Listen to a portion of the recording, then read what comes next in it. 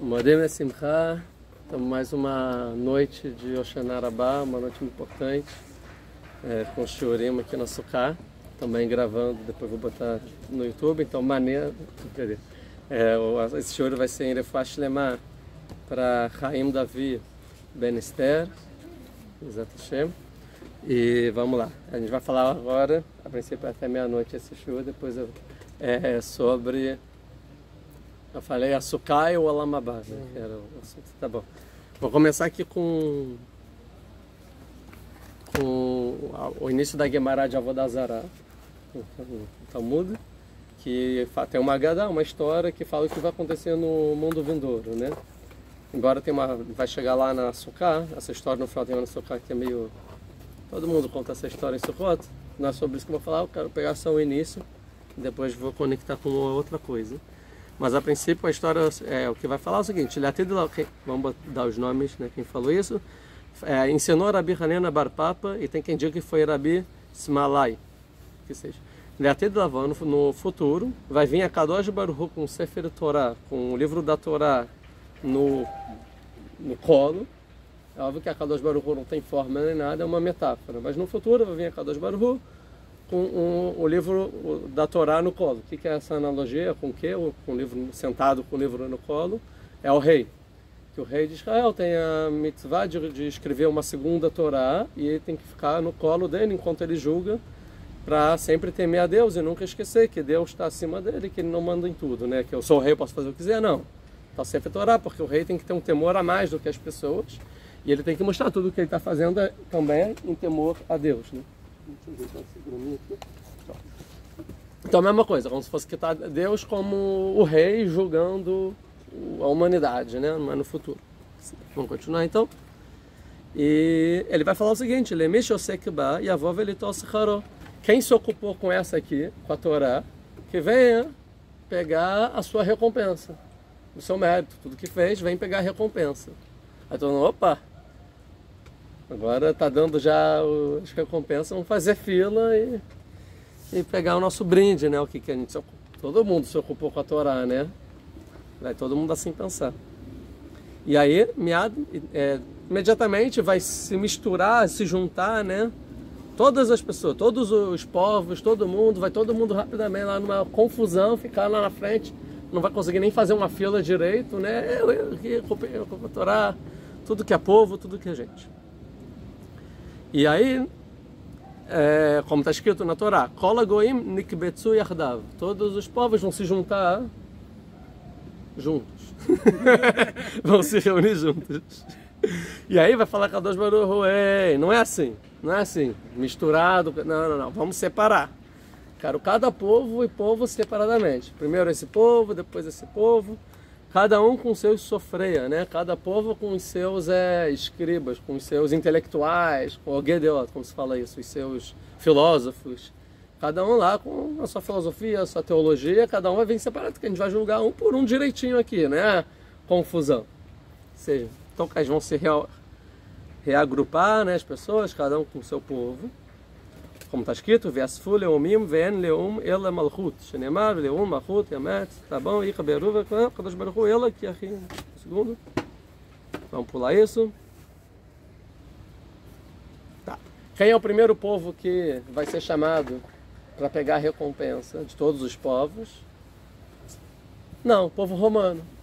Roma, vem aqui. Por quê? Porque o povo romano é o povo mais importante, maior número, que mais conquistou, que mais escreveu a história, né? O povo romano, o Ocidente todo, toda a Europa, todo...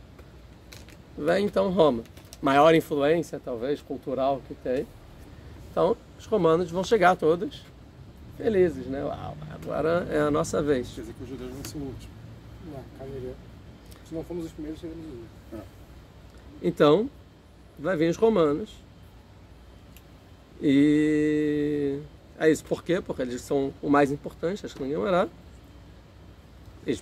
Tanto que foram eles que destruíram o segundo templo, então são importantes desde então, né? Aqui falou Rabi Yohanan, que esse povo é o romano, porque a moeda deles circula pelo mundo inteiro, né? Tipo, tudo era a moeda deles de Roma, ou seja, tem influência comercial, econômica no mundo inteiro. É como se fosse o dólar de hoje em dia, né? Tipo, todo mundo troca em dólar.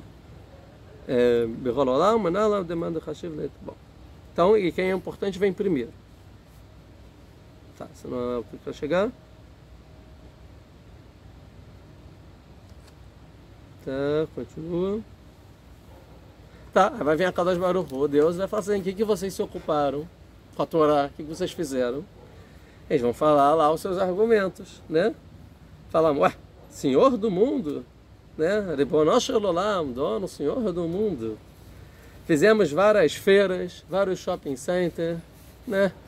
Várias zonas comerciais. Eu entendi, a Torá deles. A Torá dos romanos. Vem que, ele fala, quem se ocupou com a Torá que vem, os povos romanos falam, a gente se ocupou com a Torá.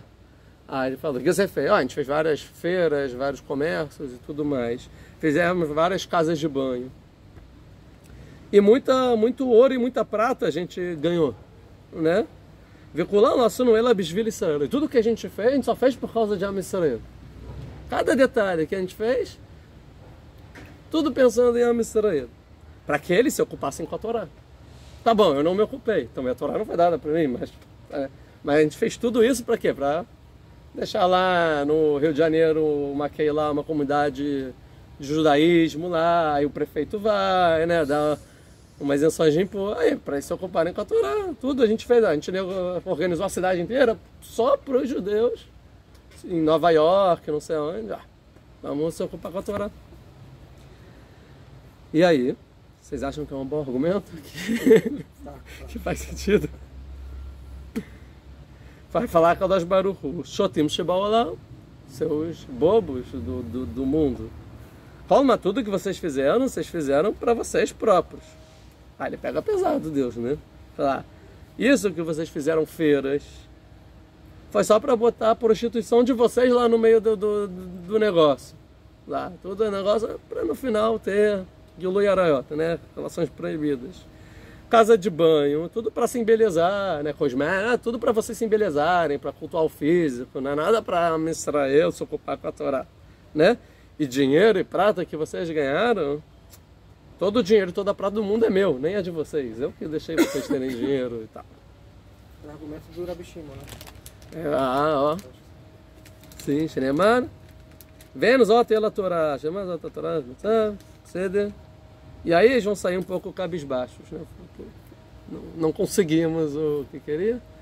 Depois vai chegar os persas, vão falar também seus argumentos, vão falar, só tem seus bobos do mundo, não fizeram isso, não. Mesma coisa. Eles vão dar outras coisas que eles fizeram, a gente fez, vai falar, a gente fez pontes e tal. Seja, a gente fez pontes, a gente fez guerras, vai falar, guerras são minhas, não são vocês que fazem, sou eu Deus. Mesma coisa. Os argumentos de todos os povos eram que a gente fez tudo... Todo Israel. Não, aí vai ser os romanos, depois os persas. Aí depois que sair os persas cabisbaixos, os outros povos que estão esperando lá na clínica, lá na fila para ser chamado, vai falar, pô, os romanos não conseguiram, os persas não conseguiram, a gente não vai conseguir, então vamos nem tentar. Aí no final todo mundo vai chegar na conclusão que não dá, eles vão partir por uma segunda estratégia, que é desmoralizar a Israel. Mas a Israel fez? Cadê que fez? Aí vai ter uma discussão com Deus, Deus vai mostrar que a Israel fez, aí fala, mas eles receberam a Torá, a gente não recebeu. Aí Deus vai falar, mas vocês poderiam ter recebido. Aí fala, mas eles você forçou a receber. A gente você não forçou a receber. No final, Deus vai falar, vai quebrar todas as tentativas. A primeira tentativa, tipo, tem várias estratégias, vai quebrar todas elas e falar assim, mas não se preocupem. Eu tenho uma mitzvah muito fácil, vão lá fazer e vocês vão ter mérito. Se vocês fizerem só essa mitzvah, tá bom para vocês. Aí vai dar açúcar para eles. Aí a continuação da história, que vai fazer o sol ficar muito quente, eles vão sair do açúcar, ficar nervosos e chutar açúcar. E aí falar, não conseguiram passar no teste, aí eles falaram, aí vão falar, mas a mitzvah quando o mitzvah, quando eles também estão sofrendo, eles ficam isentos da mitzvah. E fala, sim, mas não precisa chutar. Aí no final eles vão perder a moral e não vão conseguir o que quiser. Essa é a história. Eu esqueci de pegar a Maseret Shabbat, que é a continuação da história, mas a gente fala de cor, que é como o Serginho já viu a ligação, né? Que é tem a ver com a história do Rabi Shimon Bar Yochai, que é a história em Masechet Shabbat, no Tratado de Shabbat 33, fácil que é de Lag Baomer, Lag Odaf, né? Que fala que quando os romanos destruíram o templo, os judeus viraram uma colônia dos romanos, dominados pelo povo romano, e aí a gente está falando aqui de cerca de 80 anos depois da destruição do templo, que estava muito difícil, era o rei Adriano que matou os 10 maiores sábios da época, inclusive o Rabi Akiva, e destruiu tudo, e não podia ensinar a Torá em público e tudo mais, mataram todos os rabinos. Era uma perseguição à Torá, os judeus, a situação era mais difícil logo é essa época que começa realmente o exílio do povo, e nunca mais a Deus terra de Israel para os judeus até em 1948, né? Mas mais ou menos nessa época o exército de Bar Kokhba já tinha sido derrotado, já não tinha mais exército, mais força, mais... E aí tem toda a história lá no Tratado de Avodah Zará, que não podia, quando se fala isso, não é ungir, mas é transformar ninguém mais em rabino, como se fala essa palavra, nomear nenhum rabino mais. E aí 5 rabinos conseguem ser nomeados, que são os 5 alunos do Rabi Akiva, que ele é pego por ensinar esses rabinos e é condenado à morte, que 3 deles é o Rabi Shimon Bar Yochai, o Rabi Yehuda Ben Elai e o Rabi Yosef Glili, 3 dos 5. E aí a história vai contar que esses 3, logo depois, ou seja, a situação está bem difícil, Roma dominando, matando todo mundo, estão discutindo sobre, entre eles, os 3 com mais um quarto que se chamava Yehuda, se eu não me engano, se chama Yehuda Ben Gerim, ou seja, eram convertidos. Os 4 estavam conversando sobre o que eles acham do povo romano. Muitos elogios, né? Mas aí começa o Rabi Yehuda, tá falando, que povo bom. Eles fizeram muitas feiras, eles fizeram muitas casas de banho. A gente pode fazer sauna, banho, higiene e tudo mais. Dá para estudar a Torá melhor. E eles fizeram, e eles têm muito dinheiro e fomentam aqui um negócio, começa, que é muitas estradas que ele fala, muitas estradas e tal. Aí, olha que povo bom. Rabi Yehuda falando. No contexto é meio estranho, mas é o que o Rabi Yehuda ele acha. Só antes, vamos contextualizar o Rabi Yehuda. O Rabi Yehuda é talvez o rabino da época da Mishnah, ou seja, diante da Mishnah, que mais aparece em todo o Talmud, né? E que mais ganha as alahot, ou seja, a maioria das alahot é fixada como Rabi Yehuda. Então ele é tipo esse mesmo Rabi Yehuda. Esse Rabi Yehuda é o tipo o maior rabino de todos nas alahot que o Talmud vai fixar aqui. Ele é o que ganha. O Rabi Shimon Bar Yochai ganha às vezes, o Rabi Yehuda ganha às vezes. Na verdade, o Rabi Yehuda ganha de todo mundo, depois o Rabi Yosef Glili, por último é o Rabi Shimon Bar Yochai, né? Ele quase perde todos, né? No final para fixar o alahot. Mas o Rabi Yehuda é o maior de todos. A maioria das alahot é como o Rabi Yehuda. Então o Rabi Yehuda falando que aí o Rabi Yosef Glili ouvindo, ele falou, ficou quieto, assim, não vou comentar nada, nem também vou ficar na minha, até porque os pássaros carregam as vozes, né, como se diz. E o Rabi Shimon Bar Yochai falou, fala sério, eles são os perversos, isso tudo que eles fazem é para eles mesmos, as feiras é para botar em prostituição, para ganhar dinheiro em cima da gente, os casas de banho é porque eles querem se embelezar. Aparentemente a Kadosh Baruch Hu concorda com o Rabi Shimon Bar Yochai, né? Então ele fala a mesma coisa. Acontece que o quarto que estava na discussão, que era o Yehuda, filho de convertidos, filho de convertidos, estava ouvindo lá a história e no final ele acabou comentando para um amigo, chegou no César de Roma, Rabi Shimon Bar Yochai falou mal de vocês, está se rebelando contra o governo. Rabi Yosef Glili ficou quietinho, Rabi Yehuda falou bem, né? Chegou, e o que eles pediram? Fizeram um édito lá, pena de morte por Rabi Shimon Bar Yochai, Rabi Yosef Glili, acho que foi exílio, sabe, né? E o Rabi Yehuda Bar Elai, ele vai virar o chefe de todos os judeus, né? Ele é o representante, é o maior judeu. Quando a gente chamar alguém, é ele que ele gosta da gente. E aí o resto da história, quem sabe, a história do Rabi Shimon Bar Yochai, todo mundo sabe, que acaba indo para a caverna e tudo mais, né? Até que morrem, e aí ele pode voltar. E vira o grande Rabi Shimon Bar Yochai. Mas aí é interessante essas duas histórias estão falando do Império Romano e a visão de como. Interessante que o Império Romano, eles se sustentam perante Deus no final dos tempos, de acordo com a opinião do Rabi Yehuda, próprio Rabi Yehuda. E Deus vai de acordo com a opinião do Rabi Shimon Bar Yochai, né? É mais ou menos isso que está acontecendo. Então, eles têm onde se apoiar, vamos dizer assim. Fala, não, mas a gente tem onde se apoiar. Pode ser que a Lahá não é como a gente, mas a gente tem onde se apoiar, tá? Mas a pergunta que fica aqui, isso eu acho que eu vi há muito tempo, se não me engano, do Rav Amar, foi de Shonetson já, ele pergunta assim, por que Deus ele fala Shotim Shebalolá, sobre o argumento dele, seus bobos do mundo? Por que não falou Shakranim, mentirosos, ou perversos? Por que bobos, tolos, né, do mundo? Por que não perversos? Mentira, é uma mentira, vocês não fizeram isso para vocês, vocês fizeram isso não fizeram isso para Israel, para a Torá. Fizeram isso para vocês, é óbvio isso. Mas por que bobos? Bobos porque no final, tudo que eles fizeram ajudou a Israel a estudar a Torá. Pode ser que hoje a gente tenha uma visão incompleta da situação, mas no futuro, quando Deus chegar, se revelar, Mashiach, retroativamente olhando tudo o que aconteceu na história humana, vai ser bem claro para todos os povos que tudo que fizeram, principalmente o Império Romano, tudo que eles fizeram no final veio fazer com que a Israel se estudasse a Torá e se ocupasse com a Torá, que seria o objetivo do mundo e o que trouxe a salvação para o mundo inteiro. A gente já está falando essa história de Deus já muito depois, né? Vamos dizer assim, depois de Mashiach, talvez, uma coisa assim. Então no final a gente fala, olha, o que aconteceu é a história aqui, realmente, ó, tudo que a gente fez, olha, vai estudar história, filosofia e tudo que a gente discutiu, como se encaminhou e no final a Israel se ocupou com a Torá. Resultou, né? Aí Deus vai fazer isso, são os bobos. É verdade que vocês estão falando, mas vocês não tiveram essa intenção. Se vocês tivessem essa intenção, vocês iam receber todo o mérito. Mas faltou a intenção.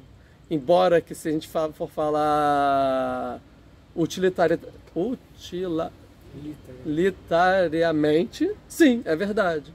Mas vocês não fizeram com essa intenção. Então vocês são bobos, porque vocês fizeram e perderam. Aí vão sair tristes, né? Então a gente pode ver aqui que a discussão do Rabi Shimon Bar Yochai e do Rabi Yehuda é justamente se a gente vai atrás da intenção ou se a gente vai atrás da consequência, do resultado daquilo que acontece. E a gente pode ver que o Rabi Shimon Bar Yochai que a gente conhece, que é o da Kabbalah, ele vai atrás da intenção, da Kavaná, mas qual a intenção, qual é a essência da coisa? O Rabi Shimon Bar Yochai, ele tenta ver o que está oculto, qual é a essência? A essência é que a intenção é tudo para eles, sim? Mas o Rabi Yehuda Bar Ilai, ele vê o resultado, ele consegue olhar lá longe. Ele fala, não, calma aí, eu sei que a intenção é ruim. Tu acha que eu acho que os romanos são bacanas com a gente? Você acha que eu estou gostando da situação? Óbvio que eu não estou gostando da situação. Eles me perseguiram, tentaram me matar, eles mataram o meu rabino, o Rabi Akiva, eu estava presente na morte dele. Tipo, e todos os outros 10 rabinos, é óbvio que destruiu o templo, é óbvio que não. Mas ele, a gente pode ver que ele consegue entender que todo o objetivo final, um pouco a ver com a história do Rabi Akiva, que ele consola quando vê o templo destruído, que ele fala, não, se está destruído e tem raposas no templo, quer dizer que vai ter o terceiro templo e vai chegar a Mashiach. Então pode ser que Rabi Yehuda pegou um pouco dessa visão de olhar lá longe, lá no futuro, e ele consegue lá no futuro justificar para ele e falar, não, é bom, isso está acontecendo no final, é para o bem. Tipo, um Gazul Letová da vida, que Rabi Akiva, que é o rabino do Rabi Yehuda, aprendeu com o rabino dele, que é o rabino Gamzu, né? Filosoficamente faz sentido, mas é interessante que no final das contas a frase saiu como se fosse um elogio, né? Sim, quão bom, eles fazem feiras. Então, não, vamos dizer, ele está elogiando as feiras, as casas de banho, né? E, sei lá, o terceiro é as pontes lá, que seria como ganhar dinheiro com imposto, cobrando de imposto. E o dinheiro. É isso que ele está elogiando a essência do povo, ou os romanos em si. E no final, é exatamente as consequências que vai fazer com que a Israel vai estudar a Torá, né? Então é mais ou menos isso. Como a gente chega em Sukkot? Então, no início de Masechet Sukkot, primeira Mishnah, né? Primeira Mishnah, começar sobre a Mishnah, Torá oral sobre Sukkot. Como a gente vai organizar a primeira Mishnah é Sukkah, She'eh Gvuah Lemala Mesrim Amah. Uma Sukkah que você vai construir, que o Ishar, o teto dela que a gente faz, ela é mais alta do que 20 amot. O que é amot? É 50 centímetros, mais ou menos, 10 metros, 9,60 metros, 10 metros. Uma suká que ela, você bota, constrói ela mais de 10 metros de altura e bota o schar, psulá, né? É uma psulá, ela está inválida, não é considerada mitzvah, não cumpriu, não está valendo e tal. Isso ninguém falou, é alahá. Quer dizer que a maioria dos rabinos concordam com essa opinião. Tá?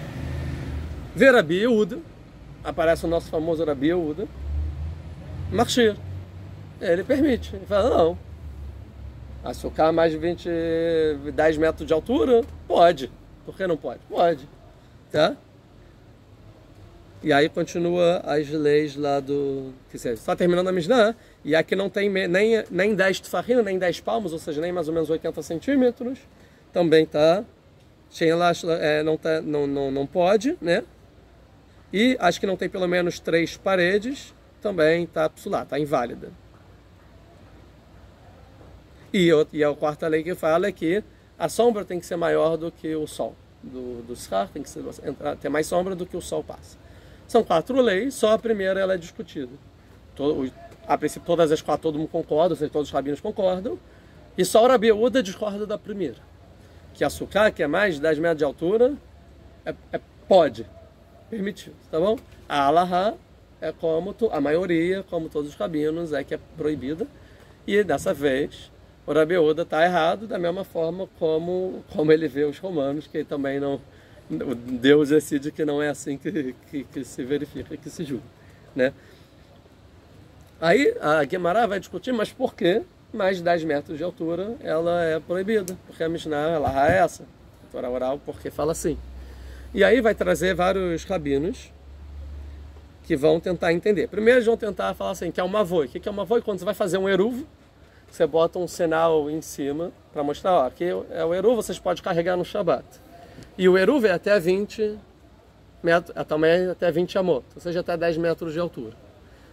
E uma avoi não é nada, não tem nada de santidade, não é nada. Isso é um sinal para você ver, para você conseguir ver, entender. Ah, aqui tem uma avoi, quer dizer então que pode carregar. E aí se entende então que se tem mais de 10 metros de altura, as pessoas normalmente não veem mais de 10 metros de altura quando está olhando para frente. Estou andando. Ninguém fica verificando que tem mais de 10 metros de altura. Então, por isso uma avoi não funciona. Da mesma coisa o schar. Se você está andando, você não viu que tem um teto de schar em cima, porque está muito alto. Ninguém olha para o terceiro, quarto andar para ver, olha lá, você olha mais ou menos aqui, né, 3 metros, 4, 5 metros, mas 10 metros não. Você perde a sensação de que está numa suká. Perde a sensação de que está suká, ou talvez nem percebeu que está na suká. Você está andando, nem percebeu, sei lá o que tem lá em cima, não vejo, né? Às vezes é igual quem está fazendo a suká, e aí depois olha bem lá no 5º andar, tem um ar-condicionado que sai. Você não vê que tem um ar-condicionado, porque você está olhando, sua visão é até 10 metros de altura, vamos dizer, a uma distância. Mais ou menos seria isso. Mesma coisa é uma Hanukkah. A Hanukkah, que o objetivo é você divulgar um milagre, que você sente para todo mundo ver. Se tiver mais de 20 amot, ou seja, 10 metros de altura, ela não valeu. Por quê? Porque você não está divulgando nada, porque ninguém está olhando para mais de 10 metros de altura. Ninguém anda assim, né, olhando na rua. Você anda olhando para frente, um pouquinho para cima e pronto. Então seria o motivo aqui. Então, vai começar falando isso. Tá, né, psulá, vem mais, bem uma voida. Aí agora é o seguinte, vamos checar. Vão chegar 3 rabinos posteriores, mas explica por que eles sim deixavam. Ainda não, calma. Vão chegar 3 rabinos já da época da Guemará, vamos dizer assim, 300, 400 anos depois dessa discussão dos dois, e vão dizer por que eles proíbem. E vão ter 3 motivos, né? E é interessante que cada motivo eles vão trazer um versículo da Torá, um passuk, né? Deixa eu achar. Aqui.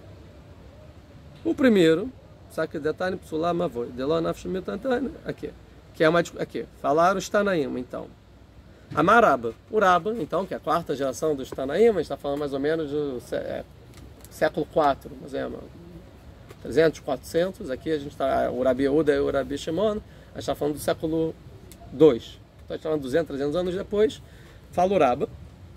Está escrito no Passuk, Leman Yedu Dorotechem que Basukot o Shaftet Bnei Israel, é o Passuk, né? Ou seja, que a mitzvah a gente faz de Sukkah com o objetivo Lemanidu, que as pessoas saibam, que as futuras gerações saibam, Lemanidu Terem, que em Sukkot eu fiz morar Bnei Israel quando eu tirei eles do Meretz Israel, quando eu tirei do Egito. Então é para as futuras gerações, quando forem ver uma Sukkah, e a Sukkah ela é definida principalmente pelo Shar, vai olhar para o Shar e falar, uau, é a Sukkah que Deus tirou a gente do Egito. Né? E aí o que ele vai falar sobre esse versículo? Adam e odeia. O que é Yedu? Para que saibam, até 20 amot, até 10 metros de altura você sabe, mais do que isso você não sabe o que tem lá em cima. Então não vai lembrar que saiu do Egito porque você não está vendo. Né? Eu dasheu dado besuká lemala mesrim mamá enadam odeia shedar besuká meshum deló chata beinei. Porque quem está morando numa suká com mais de 20 amot, ela não sabe que está morando numa suká, porque o olho não chega lá. Que a gente já explicou. É o primeiro versículo. O Rabi Zeira, segundo, ele vai falar o seguinte, de outro passuco. Vesukati eletziel yomam. É um versículo agora de, se eu não me engano, Ishaiah, Isaías, ou seja, está falando uma profecia futura, que no futuro, né? Vesukati eletziel yomam. Que a Sukkah será como uma sombra yomam, para o dia, querendo dizer que no futuro a presença divina, que é a Sukkah aqui, vai cobrir o mundo inteiro. Ou seja, a presença divina vai estar no mundo, é uma profecia. Porque a gente sabe que o Shar vem lembrar a presença divina, que habitou as Anané Kavodas. Né? Então, no futuro, é como se fosse que isso vai estar perante toda a Israel, perante o mundo. Então, a Sukkah, que é o Shar, ele será como uma sombra. Então, disso ele vai aprender.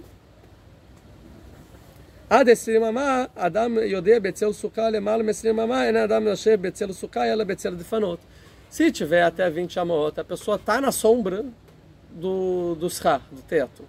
Mas mais do que isso, a sombra da parede, que você vai estar sobre a sombra da parede, que vai descer a sombra do teto, e não sobre a sombra do próprio teto, vamos dizer assim. Então por isso está inválido. Então seria um segundo motivo, é porque não está na sombra do shar. E depois vai vir Abai e vai falar outro passuco.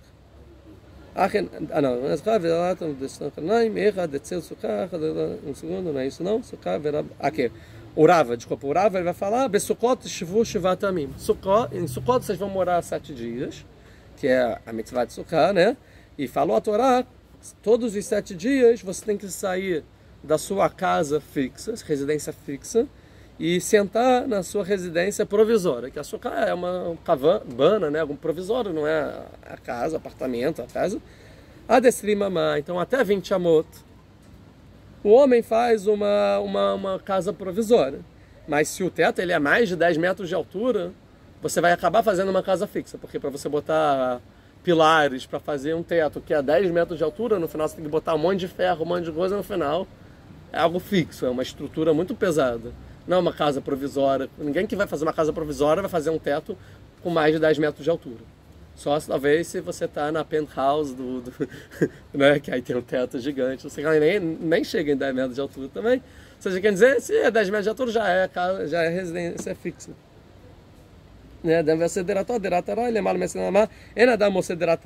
Ninguém faz uma residência provisória com mais de 10 metros. Ela é dirat keva. Tá? Então, são os 3 motivos. É interessante que o primeiro motivo, que é a pessoa não enxerga, o segundo é você não está sobre a sombra do teto, e a terceira não é uma residência provisória, certo? O primeiro motivo, o versículo, é algo para a gente lembrar do nosso passado, da Yetziat Mitzrayim, saída do Egito. O segundo é para você lembrar do futuro, para você se lembrar quando está na sua casa, que no futuro Deus vai preencher a presença divina no mundo inteiro e não sei o que lá. E o terceiro, que é que Deus mandou a gente sentar 7 dias na Sukkah, é o presente. Todo ano a gente tem a mitzvah de sentar 7 dias na Sukkah. Interessante que um está falando que o motivo é algo do passado, o outro está falando que o motivo é algo futuro, e o outro está falando que o motivo é algo do dia a dia, do presente. Mostrando que a Sukkah tem os 3 motivos, tem algo do passado, do presente e do futuro, que conecta então toda a história de Am Yisrael. Se fosse só pelo passado, já faria sentido fazer Sukkah, que Deus fez a gente morar em cabanas, ou deu Ananei a Kavoda, as nuvens da glória, da honra, quando saiu do Egito, e por isso a gente lembra e cumpre a mitzvah. O presente também, porque Deus falou que todo ano a gente tem que sentar 7 dias na Sukkah, então a gente está fazendo o nosso preceito que Deus mandou, certo? E também tem um motivo futuro, que no futuro Deus vai fazer uma Sukkah no mundo inteiro. Vamos resumir assim. E por isso então a Sukkah, ela vai simbolizar toda a história, vamos dizer, da humanidade, por exemplo, de Israel desde que nasceu, da saída do Egito, até completar a sua função como povo, que seria trazer a revelação de Deus para o mundo inteiro. Sabe o que a gente fala? Que é uma festa universal, né? Sukkah, que é isso que começa desde a saída do Egito, que é algo muito particular, até como a gente se comporta durante toda a nossa história, até no futuro, o objetivo final, que é preenchimento da presença divina para toda a humanidade. E aí pergunta, e o Rabi Yehuda, que fala, não, mas pode sim. Pode sim. Então a gente aprende aqui que se Rabi Yehuda ele acha que pode, quer dizer que ele não se importa que as pessoas não veem mais do que 20 metros de altura. 10 metros de altura, 20 metros de moto. Ele não se importa que você não está sobre a sombra da Sukkah, do Schar, e ele não se importa que seja uma residência fixa também. É verdade que ninguém faz, mas e daí? Certo? E no final, qual é a Alahá mesmo? A Alahá é... Isso. Não era uma Sukkah Birlau, né? Não, é uma Sukkah Birlau. Ou seja, qual é a Alahá? Mas no final, a Alahá Psukkah, qual é a Alahá que sai daqui? É por causa da sombra? Não, porque no final, várias vezes a sombra aqui da parede está aqui, não é do Schar, né? Várias vezes, e também as pessoas... No final, a Alahá é residência provisória. A Sukkah tem que ser residência provisória. Essa eu acho que é a mascanada Gemara. No final, a conclusão é essa. Tem que ser uma residência provisória e não pode ser fixa. E por Rabi Yehuda, não, pode ser fixa sim. Porque pode ter mais de Takashá. Então a gente tem que entender o Rabi Yehuda. E a ideia, qual é toda a ideia de ser provisória da Sukkah? Porque a Sukkah tem que ser uma residência provisória. Que a gente aprende 7 dias, Deus mandou a gente sentar na Sukkah. Por quê? Aí aprende a Gemara, deve ser um Midrash, porque a gente tem que abandonar a nossa casa e sentar numa residência provisória. Por quê? Qual é o motivo da Sukkah? O que faz a gente sair da nossa casa e ir para a Sukkah numa residência provisória? Conforto? Sim, mas qual é o objetivo? Para que sair do conforto? Por que Deus quer que a gente saia do nosso conforto e vá morar na Sukkah? Sair do conforto ou porque tem que ser provisório? Se a pessoa quiser, ela pode ficar o ano inteiro na Sukkah? Não. Porque 7 dias, Deus mandou que a gente, 7 dias no ano de Sukkot, a gente tem que sair da nossa residência e morar numa casa provisória. Para quê? Com qual objetivo? Para lembrar que tudo vem de Hashem. Para lembrar que tudo vem de Deus. Seria o básico, ou seja, entenda que você não está seguro no conforto da sua casa, né? E na verdade, quem confia em Deus né, bem-aventurado aquele que confia só em Deus. Na verdade, tem que confiar em Deus. Sair do seu conforto e morar numa casa simples, que na verdade, que isso vem mostrar a sua confiança em Deus, que na verdade, e disso você vai fazer uma extrapolação. Se aqui que eu estou aqui é Deus que na verdade que está vendo tudo, também quando eu estou em casa, ou seja, na verdade não é só em Sukkot que Deus protege a gente, também quando está no nosso conforto e na nossa segurança, na nossa casa, Deus está protegendo a gente. Mas às vezes a gente esquece. Uma semana no ano você sai para o provisório para lembrar que o ano inteiro Deus está com você. É um lembrete para o ano inteiro, vamos dizer assim, certo? E aí faz sentido você, quando está na Sukkah, você tem que olhar que é uma Sukkah. Porque se é alguma coisa que você não consegue olhar, que seu olho não alcança, não tem esse lembrete. Né? A ideia é você olhar, sim, que Deus está comigo. O lembrete está funcionando. Se é uma casa igual a minha casa, toda fixa, não estou lembrando, porque eu estou no conforto da minha casa, então não tem esse lembrete. E se a sombra que eu estou é a parede, eu não estou sobre a sombra do Schar, também não tenho um lembrete. Que a ideia é o Schar está fazendo a sombra, é a Shekhinah, a presença divina. Certo? Por Rabi Yehuda, não precisa desse lembrete. Você não precisa lembrar disso para fazer uma Sukkah. Por quê? Porque se ele consegue entender que no final, tudo que no pior época da história do povo judeu, os romanos, que ele viveu, ele consegue entender o que eles estão fazendo aqui no final vai ser bom, ele tem um lembrete muito bem estabelecido na mente dele. E ele entende o seguinte, a Israel, para lembrar disso, não precisa dessas alahot, de ver os Schar e tudo mais. Porque, tipo assim, é claro, quando eu estou na minha casa fixa, Eu tô com Deus, eu tô lembrando que Deus me protege. Como assim? Não tem como esquecer. Quando os romanos estão humilhando o nosso povo, eu tô lembrando que é todo um caminho de Deus, ele está fazendo isso só para que a gente se ocupe com a Torá, mesmo matando os caras. Eu tô lembrando disso. Então é óbvio que quando eu tô na Sukkah, mesmo se tem mais gente, tá bom, eu não enxergo, mas pô, olha para cima.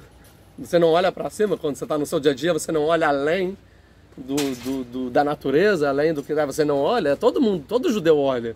Então é óbvio que o judeu vai olhar para cima e vai lembrar, eu estou na Sukkah. Não precisa ser uma coisa que está nos olhos. O que quer dizer o olho não chega? É o mundo físico. As pessoas no mundo físico, no dia a dia, não, o olho não chega mais de 20 amot. Porque é 20 amot, que é Kabbalah. 10 amot são as 10 sefirot. 20 é o Olam Haba, é o mundo vindouro. E no dia a dia a gente esquece do mérito da Torá, de Deus, que Deus está protegendo. Não, é o patrão que está aqui, eu tenho que ganhar meu dinheiro, tenho que dar o meu jeitinho para acontecer. E aí você vive, o seu olho não chega. Alguns hagim, algumas festas, no Shabbat, eles falam, ou em Sukkot, sai e lembra do Israel. Eu sei que seu olho não chega, então bota o Israel aonde o teu olho chega, para agora você lembrar e depois você não esquecer dessa visão, quando o teu olho não saiu dos hagim, né? E aí o Rabi fala assim, como assim o olho não chega? O meu olho sempre chega a mais de 20 amot. Né? Mesma coisa é a sombra. Não, tem que estar na sombra da Sukkah. Eu estou na sombra do Sukkah o ano inteiro. Deus, a presença divina, está aqui o ano inteiro. Eu entendo que Deus a cada momento da minha vida está comigo. E 2, residência provisória. A Sukkah é a verdadeira residência fixa. A residência provisória está lá na minha casa, no meu conforto. Porque eu sei que esse mundo é provisório. Eu vou passar por aqui, acabou, no final minha residência fixa é no Olam Haba, é no mundo vindouro. Então é tipo, a Sukkah tem que ser residência fixa. Não tem que ser residência provisória. A minha casa é provisória, tipo um Rav Steinman da vida, né? A minha casa faz qualquer coisa. A residência fixa é a Sukkah. Por quê? Porque a residência fixa de verdade é o mundo vindouro, não esse mundo. Esse mundo a gente está de forma provisória. Então por Rabi Yehuda é o contrário. Se você fizer mais de que 20 amot, pode. Não tem problema. Ele definiu a Alahá, o nível dele. Ele definiu a Alahá de acordo com o nível dele. Da mesma coisa que ele comenta sobre o que os romanos estão fazendo, de acordo com o nível dele de olhar as coisas. E já o Rabi Shimon fala, não, calma aí, mas tem que ir na essência da coisa. A essência da Sukkah é lembrar que é uma residência provisória, porque a maioria das pessoas não estão nesse nível. Então, a maioria dos rabinos, na verdade, sei lá, não é do Rabi Shimon, assim, é dos Chachamim, de todos os rabinos, calma aí. Mas a Alahá não pode ir de acordo com você, tanto que ele vai perder essa Alahá. Eu sei que existem essas pessoas, existe espaço na Torá de Deus para esse argumento, mas não é de acordo com isso que a gente vai botar para o povão, para todo mundo. Não. Até 20 amot as pessoas enxergam, mas isso as pessoas não enxergam, de forma geral. Então a gente tem que abaixar o nível. Mas o Rabi Yehuda, não, ele continua na visão dele. Né? Não, é isso. Então a gente pode entender que para o Rabi Yehuda, a gente pode entender que então a Sukkah, ela vai simbolizar também, no final das contas, o Olam Haba. Né? Que quando a gente olha na Sukkah, a gente entende que o que os nossos olhos não enxergam? O mundo vindouro. Né? O que a sombra tem que ser, o que tem que iluminar a nossa vida? A presença divina, certo? E o que é esse mundo? Uma residência provisória, porque a residência fixa é no mundo vindouro. Então quando a gente chega na Sukkah, é isso que no final a gente tem que compreender e entender. Talvez essa é a Kavaná, o que é Guemará, ou talvez o que o Rabi está querendo dizer. Agora, no Talmud Yerushalmi, o Rabi Yehuda vai justificar a opinião dele. Ele fala assim, não, porque pode, porque...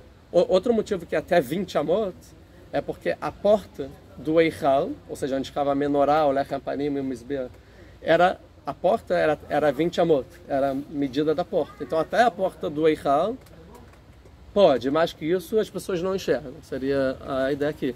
Mas o Rabi Yehuda fala não, porque o teto do Kodesh HaKodashim, ou do Eichal, não a porta, o teto ele é mais que 20 amot, porque se a porta é 20, o teto é mais. Então, a gente pode fazer a Sukkah, já que o teto do Beit HaMikdash, ele é mais de 20 amot, porque o teto da Sukkah não pode ser mais de 20 amot.